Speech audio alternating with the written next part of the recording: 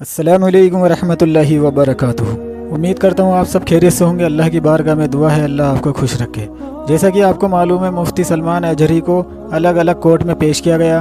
गुजरात की जूनागढ़ अदालत में पेश किया गया, उसके बाद कच्छ अदालत में पेश किया गया, जहाँ से उनको रिहाई मिल गई। लेकिन एक वीडियो मेरे पास है 17 फरवरी की, यानी कि कल की, और मैं वो वीडियो आपको मुफ्ती सलमान अजहरी के ताल्लुक़ से है जो दिखाना चाहता हूँ। आप इस वीडियो को देखिए और ज़्यादा से ज़्यादा शेयर कीजिए और समझिए इस वीडियो में क्या कुछ कहा है वकील साहब ने। बिरादरान इस्लाम, अस्सलाम वालेकुम वरहमतुल्लाहि वबरकातुहू। उम्मीद करता हूँ आप तमाम हज़रात खैरियत से होंगे और अल्लाह ताला आपको हिफ्ज़ व अमान में रखे, आमीन या रब्बुल आलमीन। दोस्तों, जैसे कि आपको पता है आज 17 फरवरी है और आज मुदासा केस में मुफ्ती सलमान अजहरी साहब की बेल अपील होनी थी, लेकिन ख़बरों के अनुसार अगर देखा जाए तो ये सुनने में मिल रहा है कि उनको जेल भेज दिया गया है। कानून में इसकी जो है ना क्या मसलिहत है, एक बार हम एडवोकेट जनाब चौधरी इनामुद्दीन साहब से इस बारे में बात करेंगे और उनसे जानेंगे कि ये जो पूरा केस है, ये जो पूरा मामला है, इसमें संविधान क्या कहता है और ये जो भड़काऊ भाषण का जो है आरोप लगा हुआ है मुफ्ती सलमान अजहरी साहब पर, इस मामले में क्या क्या चीज़ें हो सकती हैं या सरकारें क्या कर रही हैं। आइए जानते हैं चौधरी इनामुद्दीन साहब से। वकील साहब, ये क्या मामला है, थोड़ा सा इस बारे में बताइए। इसमें मैंने देखा था, इसमें सलमान अजहरी साहब के खिलाफ भड़काऊ भाषण को लेकर के एफआईआर करी गई है। 3 जगह अलग अलग एफआईआर हुई, उसमें से 2 जगह से तो उनको बेल ग्रांट हो गई है, मगर अभी एक में बेल ग्रांट नहीं हुई तो उनको साबरमती जेल में भेज दिया गया है जो अहमदाबाद में है। मगर अच्छी बात यह है कि अभी पीसी रिमांड पे चल रहे थे मौलाना साहब। पीसी रिमांड इनका ग्रांट नहीं हुआ है, बढ़ाया नहीं गया है, पुलिस कस्टडी से हटा करके इनको जेसी में भेज दिया गया है, जो जुडिशल कस्टडी बोलते हैं, न्यायिक हिरासत में। वहाँ क्या है कि जेल में है, वहाँ कोई टॉर्चर नहीं, कोई कुछ नहीं इनका होगा। पीसी रिमांड पुलिस वालों मांगते हैं, जैसे कोई सबूत इकट्ठा करना है या कुछ करना है, उसको बोलते हैं पीसी रिमांड। अब जज साहब ने पीसी रिमांड आगे नहीं बढ़ा करके इनको क्या है जुडिशल कस्टडी में भेज दिया है। अच्छा, इनके खिलाफ इस एफआईआर में 2 सेक्शन है खाली, 153B और 505(2). अब इसमें मैक्सिमम पनिशमेंट की बात करें तो इसमें मैक्सिमम पनिशमेंट 3 इयर्स का है। अच्छा, अभी एक जजमेंट आया था Arnesh Kumar versus state of Bihar का, उसमें था कि अप टू 7 इयर्स, यानी जिसमें 7 साल की तक की सजा है, उसको थाने से ही बेल आउट कर दिया जाए। तो अगर पुलिस चाहती तो उसका भी अर्नेश कुमार का जो जजमेंट है, उसकी गाइडलाइंस है, उसको फॉलो करके इनको बेल आउट कर सकते थे। मगर कभी कभी क्या है कि पुलिस किसी के इशारे पे मान लो या जो भी है, इनको मतलब मकसद क्या है कि जिसने भी कंप्लेन करी है उसका मकसद है इनको टॉर्चर करना। जैसे हमारे वहाँ कहते हैं कानून क्या है, प्रोसेस इज पनिशमेंट, जो प्रक्रिया है यही पनिशमेंट है। आज यहाँ पेशी, कल वहाँ पेशी, कल वहाँ, परसों वहाँ, मतलब घूम घूम के कि आदमी। अच्छा, इन्होंने इनकी स्पीच मैंने सुनी, जब सुनने में आया कि हेट स्पीच में मौलाना साहब ने, तो मैंने कहा मैं भी देखता हूँ क्या हेट स्पीच है। तो उन्होंने उसमें वही बोला है कि अभी इनका कुत्तों का वक्त है, हमारा वक्त आएगा। तो स्पेसिफिक नाम किसी का नहीं लिया।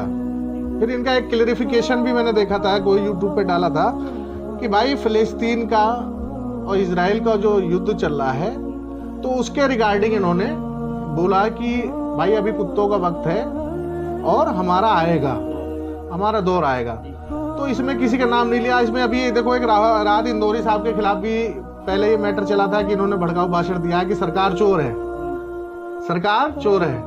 तो उनके पास जब इन्वेस्टिगेशन के लिए लोग गए तो उन्होंने कहा भाई मैंने ये थोड़ी बोला कहाँ की सरकार चोर है, कहीं की भी हो सकती है भाई, ब्रिटेन की, अमेरिका की, कहीं किसी कंट्री का नाम नहीं लिया। तो उसमें एक मजाकिया तौर पे बोला कि जो बताया गया कि पुलिस वालों ने कहा कि हमें नहीं पता कहाँ की सरकार चोर है, तो उनका मैटर रफा दफा हो गया। वैसे इसमें है कि किसी का नाम नहीं लिया गया है भाई। और बाकी रही उसकी 2, इसी इनका जो केस स्ट्रॉन्ग था, इसीलिए जाते ही 2 केसों में बेल ग्रांट हो गई है और कल संडे है, पूरी उम्मीद है कि मंडे में इनकी बेल वहां से भी ग्रांट हो जाएगी। इसमें हज़रत कितने % चांसेस हैं कि इनकी जो है मंडे को बेल हो जाएगी? 99% का 100% चांस है, क्योंकि कोई डायरेक्ट एलिगेशन नहीं है, कोई ऐसा ऑफेंस नहीं है, बस ये है कि बढ़ा चढ़ा करके पेश किया गया है। 100% बेल हो जाएगी, क्योंकि जो जज साहब हैं, जो भी हैं, अभी एक जज साहब थे इसमें वाई शर्मा जी, उन्होंने बेल ग्रांट करी। तो जज जो है दोनों तरफ की वो देख करके कि क्या है किसका वो है, उसके आधार पे बेल आउट करता है। तो इसमें जब देखेंगे इसमें कोई ऐसा कुछ है नहीं, बेल हो जाएगी, बेल के बाद में चार्जशीट फाइल होगी, चार्ज फ्रेम होगा भाई, उसके बाद में वो चलेगा, अपना केस चलेगा, उसके बाद जो होगा, जो फैसला होगा वो करा जाएगा। मगर प्राइमा फेसी बेल बनती है। अच्छा वकील साहब, एक चीज़ और मैं पूछना चाह रहा था कि इसमें हमसे कहाँ पे चूक हुई है, जैसे जो हमारी लीगल टीम है उनसे कहाँ चूक हुई है इसमें, कि जैसे कि अभी सुनने में ये आ रहा है कि वहाँ का जो मुदासा में जो कोर्ट में पेशी हुई है आज, खाली जो है पुलिस वालों ने दस्तखत करा के सीधा जो है ना जेल भेज दिया गया, कोई उनकी कोर्ट में पेशी नहीं हुई, कोई कुछ नहीं हुआ। तो ये लीगली जो है ना इसको देखा जाए तो ये सब मामला क्या है? इसमें होता क्या है कि कभी कभी जैसे कि मजिस्ट्रेट साहब मान लिए छुट्टी पे हैं, लीव पे हैं, तो उसमें क्या करते हैं ड्यूटी एमएम के पास पेश किया, या मोस्टली क्या होता है कि 4 बजे के बाद मजिस्ट्रेट उठ जाते हैं, ठीक है। तो उसमें क्या होता है कि नॉर्मल सा प्रोसीजर है कि प्रोड्यूस किया, साइन कराया, 14 दिन की जैसी मांगता है आईओ, तो 14 दिन की जैसी ग्रांट हो जाती है। हर 14 दिन पे आईओ आता है, 14 दिन की जैसी, जब तक इनका चार्जशीट इनकी फाइल नहीं हो जाएगी वो बढ़वाता रहता है। मगर जब बेल ग्रांट हो जाती है तो आईओ को फिर पावर है, आईओ जब चाहे चार्जशीट फाइल करे। इसमें मैक्सिमम टाइम 60 दिन का और 90 दिन का होता है ऑफेंस के अकॉर्डिंग। तो इसमें जो है जहां तक है कि मंडे में बेल ग्रांट हो जाएगी, और बेल ग्रांट होने के बाद ये बेल आउट हो जाएंगे, बाहर आ जाएंगे, बाकी अपने जो है प्रक्रिया चलती रहेगी।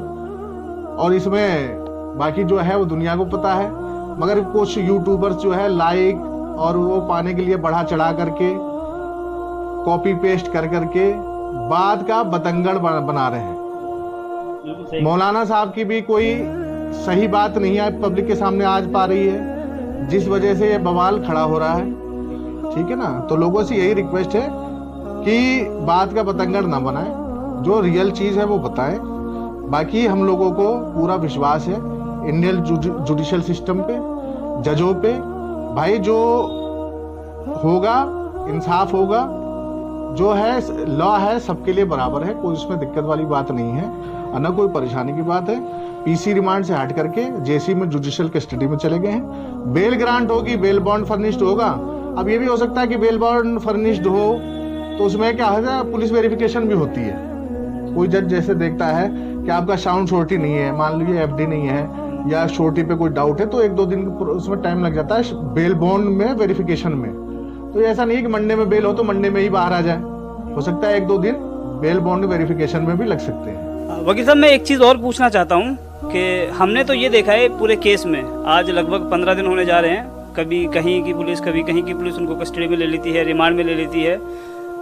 हमें जो समझ में आया वो ये कि उनको सिर्फ और सिर्फ परेशान किया जा रहा है और कुछ भी नहीं। क्या वकील साहब इसमें जो है ऐसा नहीं हो सकता कि ये जितने भी मामले हैं, मतलब मुदासा ले लो आप, चाहे अहमदाबाद ले लो, चाहे राजस्थान ले लो, कहीं का भी केस है, ये सारे के सारे केस एक कोर्ट में आ सके? बिल्कुल हो सकता है। तो इसमें जो अलग अलग स्टेट में है, तो इसके लिए अलग अलग स्टेट के लिए क्या है, सुप्रीम कोर्ट में एक लगेगी पिटीशन लगा करके एक जगह के लिए वो करा जा सकता है कि एक ही जगह सुनवाई हो।